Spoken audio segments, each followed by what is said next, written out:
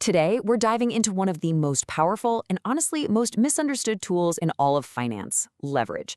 It's a concept that can literally build fortunes almost overnight, but it can also destroy them in just a matter of seconds. So, how does this double-edged sword actually work? Let me just ask you this. What if you could control 100,000 pounds in the market, but you only had to use 1,000 pounds of your own money? Now, that's not a trick question. That's the core promise of financial leverage, and it's exactly what makes it so incredibly tempting. So, what is it, really? Well, in the simplest terms, financial leverage just means using borrowed money, usually from your broker, to control a much bigger market position than you could ever afford on your own. Think of it like a massive power-up for your buying power. Okay, so let's start with the good stuff, right? The upside. Why would anyone on Earth take on this kind of risk? Well, the answer is pretty simple. It's the incredible power to magnify your financial reach.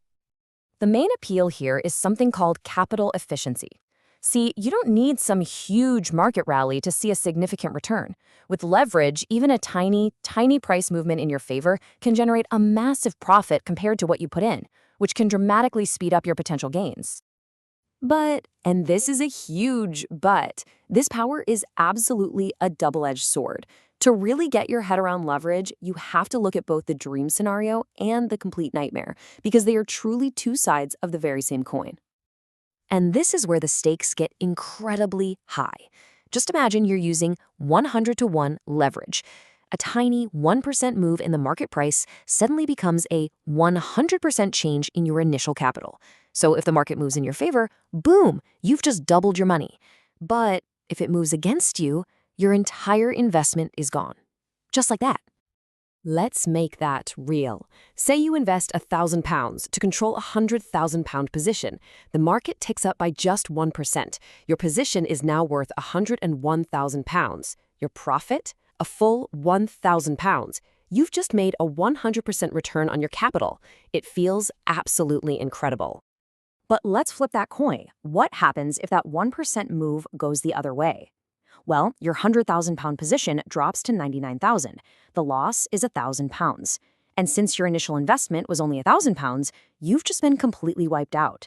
That is the brutal, cold reality of leverage. So, how does a wipeout like that actually happen? What are the mechanics behind it? Well, it all comes down to a dreaded term in trading, the margin call.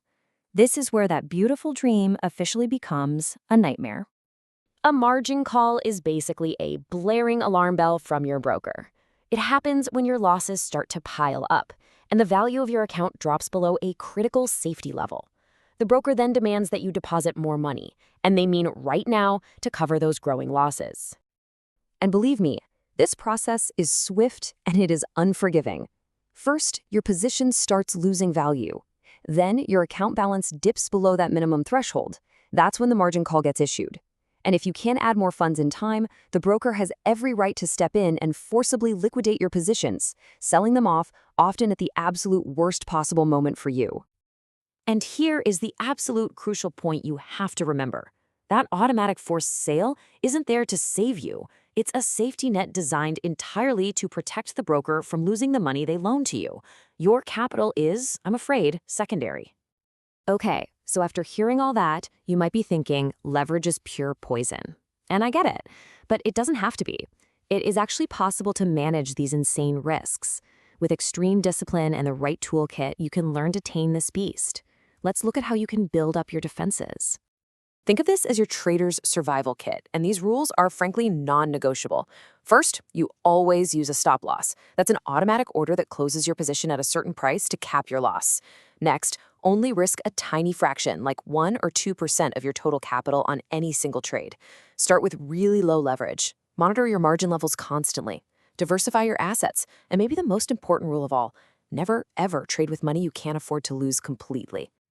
And, we have to talk about psychology, because leverage doesn't just magnify your money, it magnifies your emotions. The absolute euphoria from a big win can make you reckless, and the sheer terror of a big loss can cause you to panic. You need a rock-solid trading plan and the discipline to stick to it no matter what. So The big question is, how much leverage is the right amount? Well, there's no single answer for everybody.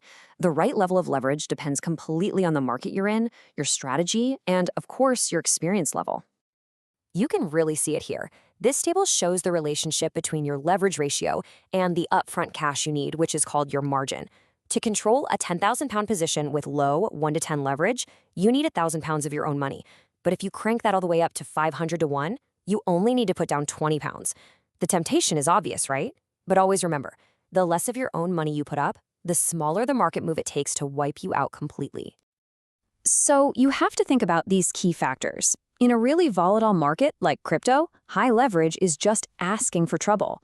A day trader using really tight stop losses might use more leverage than a long-term investor.